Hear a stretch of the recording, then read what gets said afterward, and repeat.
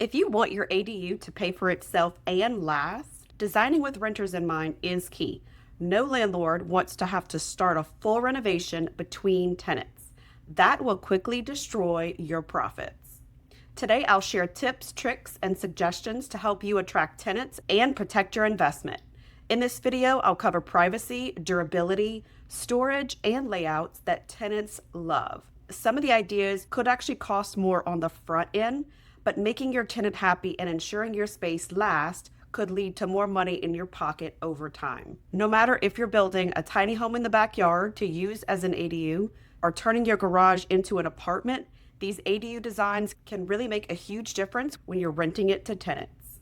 So if you're saying, what the heck is an ADU? It stands for accessory dwelling unit, and I do have some other videos on this channel that'll help you learn more about them. If you're new here, welcome. I'm Erin, a licensed real estate agent on a mission to promote smaller living through tiny homes and ADUs. There's a growing demand for smaller spaces, and I create videos to help you learn more about ADUs and tiny homes through 2 different YouTube channels. I'll link the other one in the description. So if you're here to add an ADU as a rental or house a loved one, you came to the right place.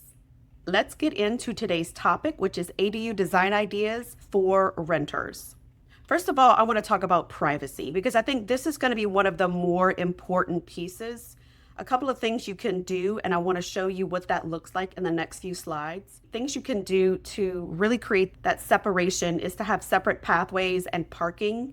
Also, you can use landscaping for visual and sound privacy. And of course, if you're doing any kind of garage conversion, you'll want to make sure you're soundproofing the walls and the floors as necessary. Let's see what this looks like. For separate pathways and parking, you can see this property actually has a small walkway to the back, which is where the ADU is housed.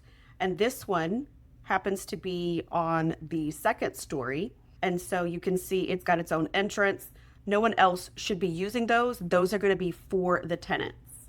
Next up, landscaping for visual, sound, and privacy. Now, you can see in this clip, there are some trees. Now, trees do take time to grow, so it isn't going to be an instant privacy feature, but it is something for the future that you could add to create some privacy between the 2 structures. This piece is something a little more ornate, while this one is a little simpler, especially if you're on a budget. You can use these wooden structures, either a pergola or some type of fencing, even if it's not a full privacy fence. If it's just a couple of panels, that creates that visual separation. Next up, let's talk about soundproofing walls and floors. So in this design, you can actually see this property has an ADU that was added on. And so this green line right here can show you those walls that you definitely want to make sure are soundproof because these are the shared walls between the 2 structures. This right here, one of the things you're going to do is have to put a fireproof door, which is also going to add some sound insulation. Now, what about durable finishes? It's just a fact that sometimes tenants are harder on spaces than the owners. You want to choose a couple of low maintenance finishes, things like vinyl plank flooring, quartz or laminate countertops, and then of course, easy to clean tile. Examples of this, vinyl plank floor, which sometimes looks really close to actual wood floor. You can see people are using it in their hallways, living spaces, kitchens, because it does have a water resistant element. And typically vinyl plank flooring is going to be significantly cheaper than some type of wood flooring. Now, quartz or laminate countertops, you can see here, this is some laminate. This is a quartz. Quartz is going to be a little more expensive than laminate, and laminate, it's more budget friendly. It's pretty hardy, and they are going to have a lot of designs that you can use, some that actually mimic the look of quartz. So depending on what your budget is and where you're using it, these are 2 great options because they're pretty hardy and affordable. Now, easy to clean tile. I wanted to show you 2 examples. This tile obviously is on the floor. This has got some of the tub surround, but this picture right here actually adds a little more tile. And so for durability, they added it to the wall. And so this is going to help protect in case there's any kind of water. So it's just going to provide a little bit more durability. Now, adding it to the wall is going to cost more on the front end. But if you go into properties that are 40, 50 years old, even if they got that pink or blue looking tile, it's still there. It's probably in good condition. So you can see that that small investment on the front end is really going to last. Storage, storage, storage. Storage is huge. Small spaces, you've got to maximize things like vertical spaces. And so, some of the things you want to possibly consider built in shelving, that's going to be huge. Underbed drawers. So, take the bed that the tenant is sleeping on and actually raise it to offer some storage underneath with the use of drawers. Stackable washer and dryer, that's a pretty easy one and pretty common just to use that vertical space. On the exterior, if you can offer them some type of exterior storage, a small shed, that can also help cater to your tenants' needs. Now, built in storage can come in a lot of different varieties for a lot of different purposes. You can sneak it in so many different ways. You can see here they actually took the corner and added a ton of shelving in this kitchen area. And so you're offering a lot of storage space where this may have been just a blank wall or possibly just a buffet. Now, this piece is right behind the door, kind of offering a closet type built-in storage with drawers. And this one puts some shelves and stuff to create a desk space. And so utilizing just these little bump out or bump ins is really going to offer that tenant just more options to put their things away or to store them. So there's lots of ways to work with drawers that are under the bed. You can get a bed that actually includes them in their design. And so you actually buy the platform or possibly even build it yourself. You can see here, this one offers 4 drawers on the left side. It's probably got the same thing on the right side. And this is just a wooden platform that the mattress would sit on.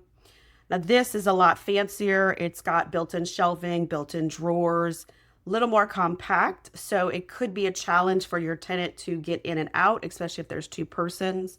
But it's definitely something, if you look at a space, you just see how much storage it is offering for whomever is going to be using this space.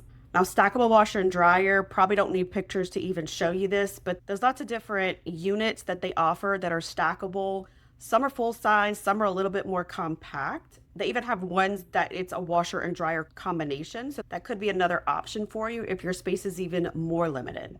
Exterior storage shed, here's some examples. These are quite big, in my opinion, to offer to a tenant, but it does give you an example of what you could do. I've seen sheds may just be a 4 foot by 8 foot space for them to put some of their items. And it could be their seasonal items. If you're in an area where it snows, you have snow gear, this would be perfect for them, especially if your space is more limited on the interior. They can always utilize that exterior space. Now, what about layouts? Layouts are going to be huge because your ADU is likely going to be limited in space. Some of those design ideas you can do open concept. It's not a secret that it makes it feel larger. Bedroom separation for roommates. Let's say that you do have a 2 bedroom ADU. You want to try to cater for a layout that could be for roommates. Now, full appliances, even though you're in a small space, and there are appliances that are made for smaller spaces, sometimes full appliances are more appealing. And it could be that you just choose